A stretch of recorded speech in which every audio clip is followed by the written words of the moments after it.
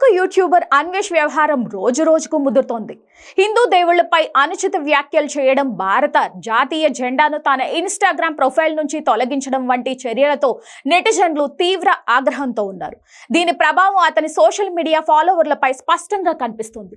వాస్తవానికి ఇన్స్టాగ్రామ్ లో అతనికి 18 లక్షల మంది ఫాలోవర్లు ఉండగా ఈ వివాదం తర్వాత 13 లక్షలకు పడిపోయింది. అయితే ఇంత జరుగుతున్నా ఇంకా ఆ 13 లక్షల మంది అతన్ని ఎందుకు ఫాలో అవుతున్నారు అనేది విశ్లేషకులకు అంతు చిక్కని ప్రశ్నగా మారింది.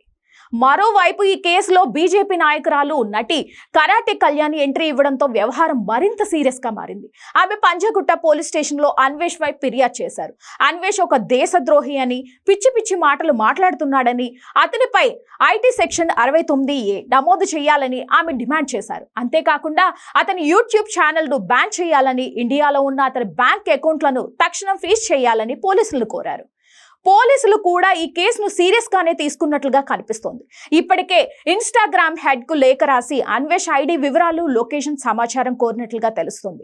ఆ వివరాలు రాగానే తదుపరి చర్యలు తీసుకుంటామని పోలీసులు చెప్తున్నారు.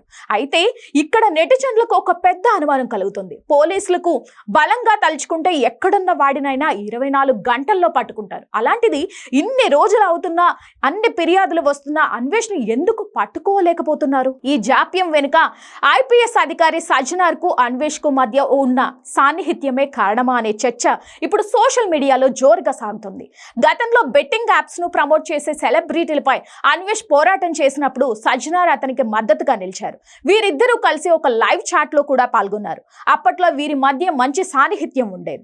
ఆ పరిచయమే ఇప్పుడు అన్వేష్ ను అరెస్ట్ చేయకుండా అడ్డుపడుతుందా అని జనాలు అనుమానం వ్యక్తం చేస్తున్నారు. మొత్తానికి అన్వేష్ కేసు ఇప్పుడు మలుపులు తిరుగుతుంది.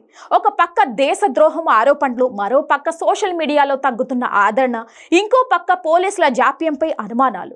ఈ ఎపిసోడ్ ఎక్కడికి దారి తీస్తుందో చూడాలి. ఆయన్ని ఇండియాకు రప్పించే వరకు జనాలు మాత్రం ఊరికినేలా లేరు.